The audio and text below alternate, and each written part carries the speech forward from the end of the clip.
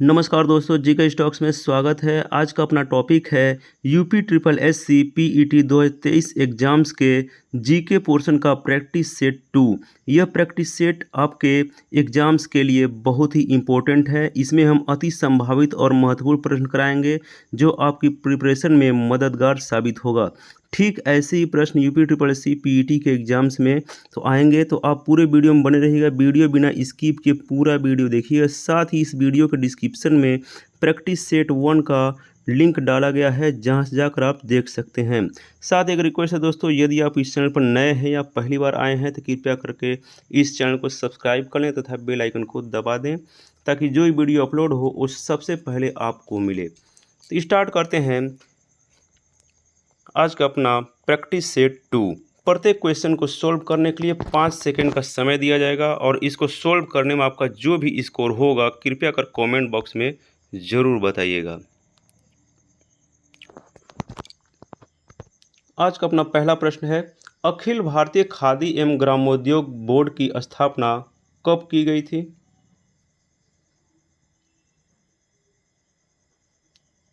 इसका आंसर है 1954 में अखिल भारतीय खादी एवं ग्रामोद्योग बोर्ड की स्थापना की गई थी। अगला प्रश्न है, विश्व बौद्धिक संपदा संगठन WIPO का मुख्यालय कहाँ है? इसका आंसर है स्विट्जरलैंड। विश्व बौद्धिक संपदा संगठन का मुख्यालय स्विट्जरलैंड में है।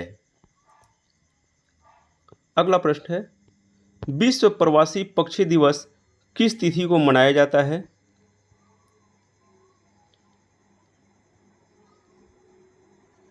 इसका आंसर है 8 मई। 8 मई को विश्व प्रवासी पक्षी दिवस मनाया जाता है। अगला प्रश्न है, गिद्ध संरक्षण परियोजना को किस वर्ष प्रारंभ किया गया था?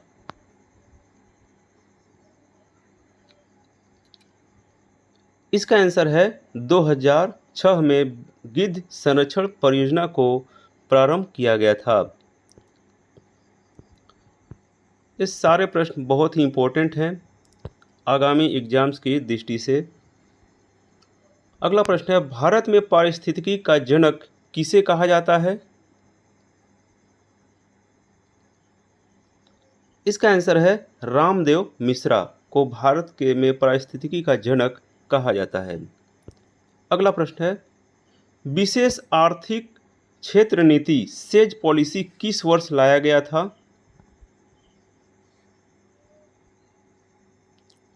इसका आंसर है 2000 ईस्वी में विशेष आर्थिक क्षेत्र नीति सेज पॉलिसी लाया गया था। अगला प्रश्न है, भारतीय औद्योगिक पुनर्निर्माण बैंक की स्थापना कब की गई थी?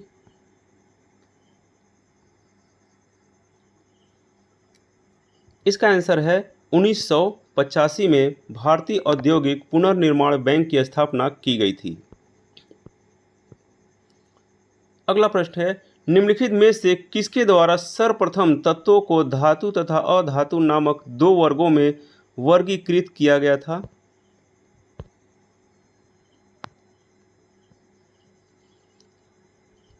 इसका आंसर है वर्जिलियस।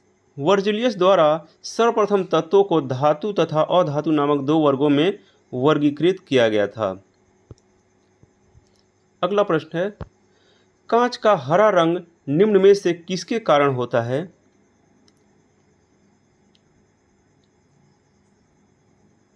इसका आंसर है सोडियम क्रोमेट। सोडियम क्रोमेट के कारण कांच का हरा रंग होता है। तो दोस्तों, वीडियो अच्छी लग रही है तो आप इस चैनल को सब्सक्राइब कर लें तथा बेल आइकन को दबा दें और अपने दोस्तों के पास शेयर जरूर करें। अगला प्रश्न है, हीरा निम्न में से किसका अपरूप है? इसका आंसर है कार्बन।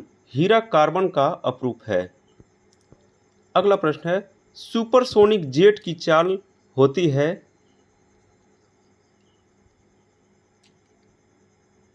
इसका आंसर है सुपरसोनिक जेट की चाल ध्वनि के वेग से अधिक होती है। अगला प्रश्न है, विद्युत गति की इकाई निम्न में से कौन सी है?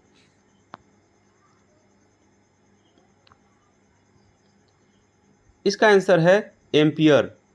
विद्युत गति की इकाई एम्पियर है। अगला प्रश्न है 100 डिग्री सेंटीग्रेड निम्न में से किसके बराबर है?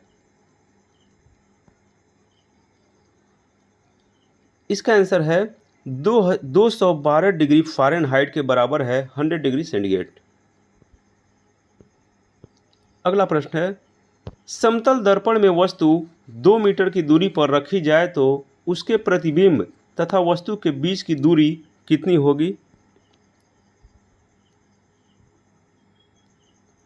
इसका आंसर है 4 मीटर होगी, क्योंकि जब कोई दर्पण यहाँ रखा जाता है तो एक वस्तु यहाँ है 2 मीटर की दूरी पर, तो इसका प्रतिबिंब भी 2 मीटर दूरी पर बनेगा। इसका मतलब 2 + 2 हो जाएगा 4, तो इसका आंसर 4 होगा। अगला प्रश्न है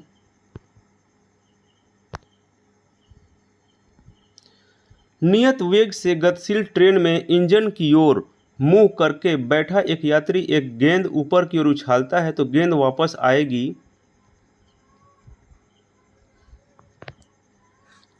इसका आंसर है यात्री के हाथ में वापस गेंद आएगी। अगला प्रश्न है परावर्ती क्रियाओं का संचालन निम्न में से कौन करता है?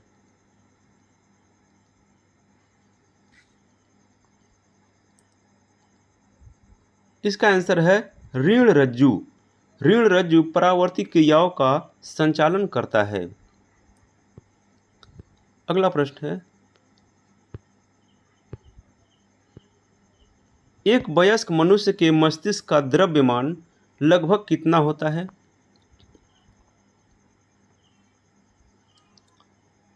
इसका आंसर है 1400 ग्राम। एक वयस्क मनुष्य के मस्तिष्क का द्रव्यमान लगभग 1400 ग्राम होता है। अगला प्रश्न है निम्न में से कौन सा एंजाइम ग्लूकोज को एथेनॉल में परिवर्तित करता है?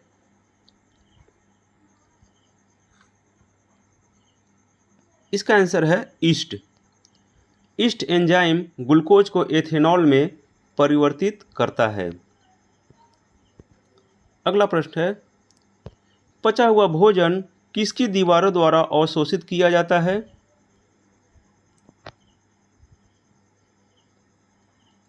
इसका आंसर है इलियम।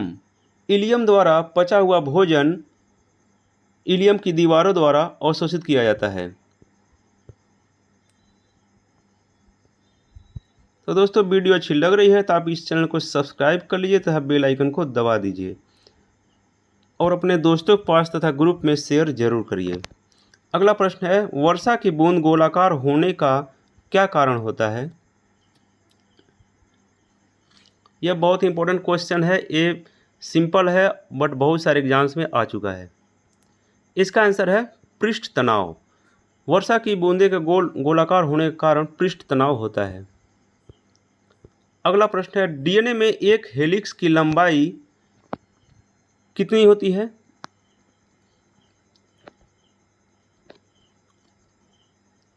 इसका आंसर है 34A।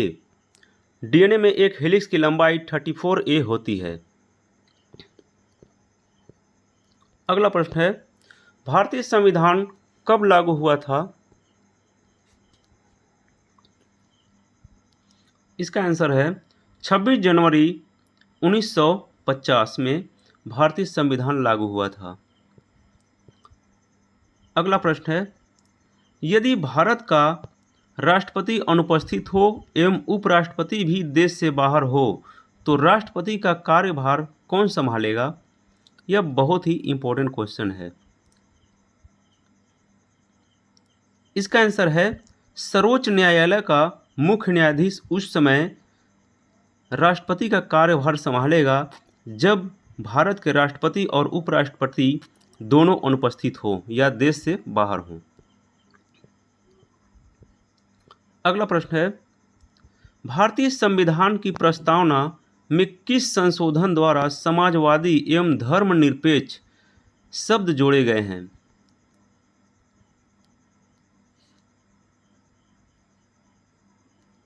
इसका आंसर है 42वां संशोधन अधिनियम द्वारा भारतीय संविधान की प्रस्तावना में समाजवादी एवं धर्मनिरपेक्ष शब्द जोड़े गए हैं।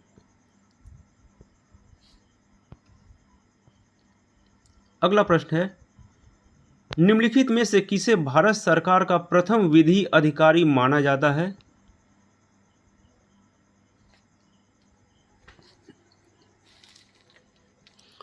इसका आंसर है महान्यायवादी। यह भी बहुत ही इंपॉर्टेंट क्वेश्चन है, वेरी वेरी इंपॉर्टेंट क्वेश्चन है। निम्नलिखित में से भारत सरकार का प्रथम विधि अधिकारी महान्यायवादी को ही माना जाता है। अगला प्रश्न है, भारतीय संविधान की प्रस्तावना में निम्न में से किस एक को पहले मुख्य रूप से सम्मिलित नहीं किया गया है?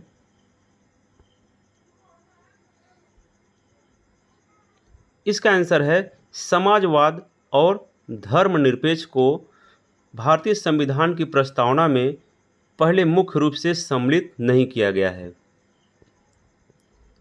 अगला प्रश्न है, प्रथमतः आपात स्थिति की घोषणा कितने समय काल के लिए सीमित की जा सकती है?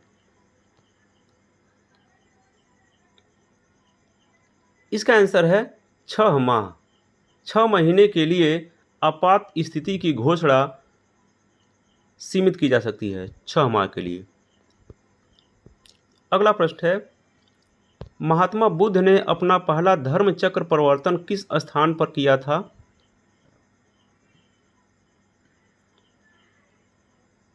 इसका आंसर है सारनाथ में। सारनाथ में महात्मा बुद्ध ने अपना पहला धर्म चक्र परिवर्तन किया था।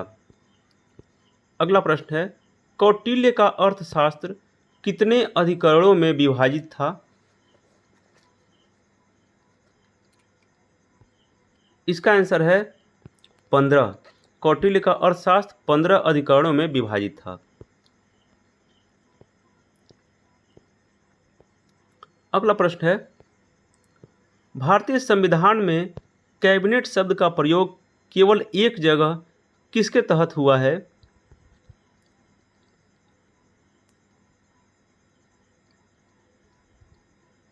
इसका आंसर है अनुच्छेद 352। अनुच्छेद 352 के तहत भारतीय संविधान में कैबिनेट शब्द का एक जगह प्रयोग हुआ है। अगला प्रश्न है, निम्नलिखित में से कौन हड़प्पा और मोहनजोदड़ो के उत्खनन से संबंधित नहीं था? इसका आंसर है B.A. स्मिथ। हड़प्पा और मोहनजोदड़ो के उत्खनन से या खुदाई से संबंधित नहीं है। अगला प्रश्न है, निम्नलिखित में से कौन सा गोलमेज सम्मेलन 1932 ईस्वी में हुआ था?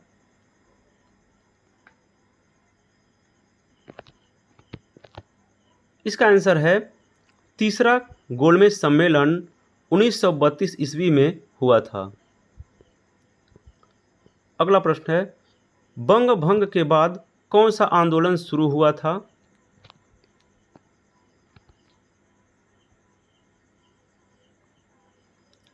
इसका आंसर है स्वदेशी आंदोलन। बंग भंग के बाद स्वदेशी आंदोलन शुरू हुआ था। अगला प्रश्न है, भारतीय क्रांति की जननी किसे कहा जाता है या किन्हें कहा जाता है? इसका आंसर है मैडम भीखाजी रुस्तम कामा को भारतीय क्रांति की जननी कहा जाता है। तो दोस्तों, वीडियो अच्छी लग रही है तो आप इस चैनल को सब्सक्राइब कर लीजिएगा तथा बेल आइकन को दबा दीजिएगा और अपने दोस्तों के पास जरूर शेयर करिएगा। अगला प्रश्न है, भारत में कागज का प्रयोग सर्वप्रथम कब से प्रारंभ हुआ? इसका आंसर है 12वीं शताब्दी से भारत में कागज का प्रयोग प्रारंभ हुआ। अगला प्रश्न है, शिवाजी के शासन तंत्र में विदेश मंत्री के नाम से जाना जाता था?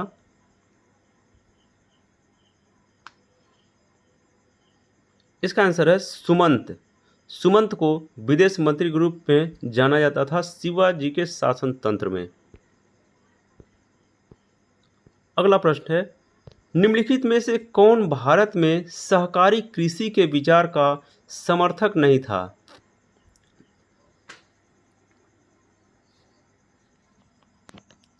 इसका आंसर है चौधरी चरण सिंह।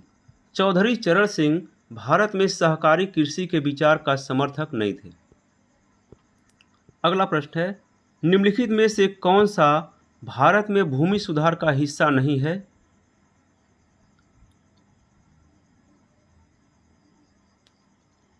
इसका आंसर है बहुफसलीय योजना। बहुफसलीय योजना भारत में भूमि सुधार का हिस्सा नहीं है। अगला प्रश्न है, निशांत बाग निम्न में से किस राज्य केंद्र शासित प्रदेश में स्थित है?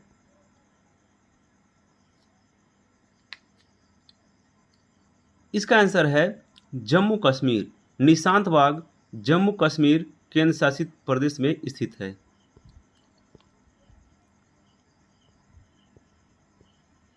अगला प्रश्न है, भारतीय राष्ट्रीय कांग्रेस की पूर्ववर्ती संस्था निम्न में से कौन सी थी? इसका आंसर है इंडियन एसोसिएशन। इंडियन एसोसिएशन भारतीय राष्ट्रीय कांग्रेस की पूर्ववर्ती संस्था थी। अगला प्रश्न है, वायुसेना के दक्षिण पश्चिम कमांड का मुख्यालय कहाँ है?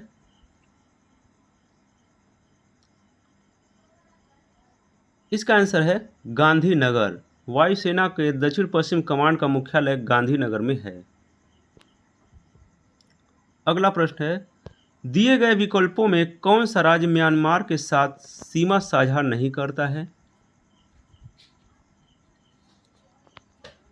इसका आंसर है मेघालय। मेघालय राज्य म्यांमार के साथ सीमा साझा नहीं करता है। अगला प्रश्न है, निम्न में से कौन सा दर्रा हिमाचल प्रदेश में स्थित नहीं है?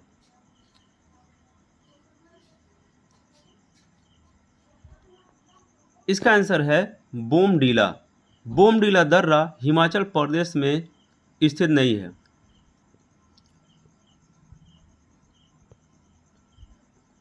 अगला प्रश्न है, निम्न में से कौन सा आदिवासी समुदाय निग्रीटो प्रजाति का है?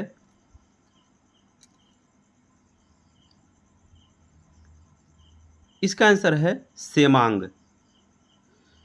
सेमांग आदिवासी समुदाय निग्रीटो प्रजाति का है।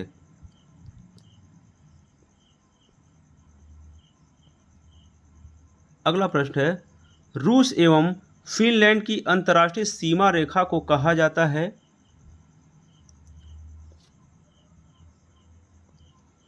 इसका आंसर है मैनरहिम रेखा। रूस एवं फिनलैंड की अंतर्राष्ट्रीय सीमा को मैनरहिम रेखा कहा जाता है। अगला प्रश्न है, दिए गए विकल्पों में कौन गांधीवादी अर्थव्यवस्था का मूल शब्द है? इसका आंसर है केंद्रीकृत उत्पादन, विकेंद्रीकृत उत्पादन और आत्मनिर्भरता। ये तीनों गांधीवादी अर्थव्यवस्था के मूल शब्द हैं। इसका मतलब कि इनमें से सभी, यह इसका आंसर होगा ऑप्शन डी। तो ये था दोस्तों most important and selected GK जो UPSSC PET एग्ज़ाम्स के लिए बहुत ही महत्वपूर्ण और मददगार साबित होंगे आपके एग्ज़ाम्स के तैयारी के लिए। तो ऐसे ही वीडियो और guest paper, practice set paper पाते रहने के लिए आप इस चैनल को सब्सक्राइब कर लीजिए तथा बेल आइकन को दबा दीजिए। तो thanks for watching friends, like share and subscribe my channel GK stocks. जय हिंद।